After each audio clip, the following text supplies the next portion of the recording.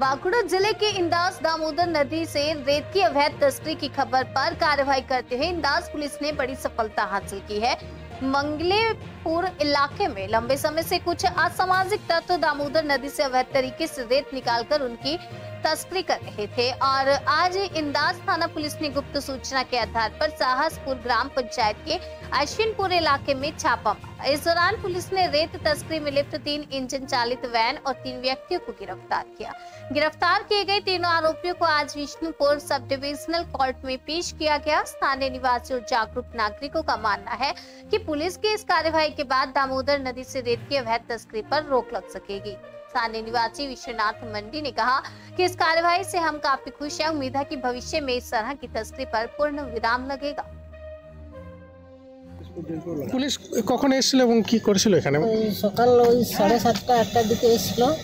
একটা ভ্যান ধরেছিল 3টে, সেটা ধরে সিজ করে নিয়ে চলে গেছে। হ্যাঁ, ওটা আজকেই হয়েছে। আচ্ছা, আজকে সকালে। কোথা থেকে বালি তুলছিল বলে মনে করছেন ওরা? ওটা বিহার ঘাট থেকে আসছিল বলে। বিহার ঘাট থেকে বলে এসেছিল, অবৈধভাবেই তুলছিল। হ্যাঁ, অবৈধভাবে এটা আছে।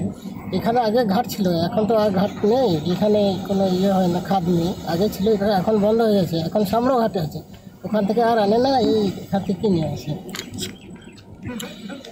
অবৈধভাবে যারা নিয়ে আসছে তাদের সেটা অন্যায় একদিকে, কিন্তু তাদের রোজগারের ক্ষেত্রে যদি এখানে ঘাটটা খোলা হয় তাদের একটা রোজগারের পথ থাকে সেখানে।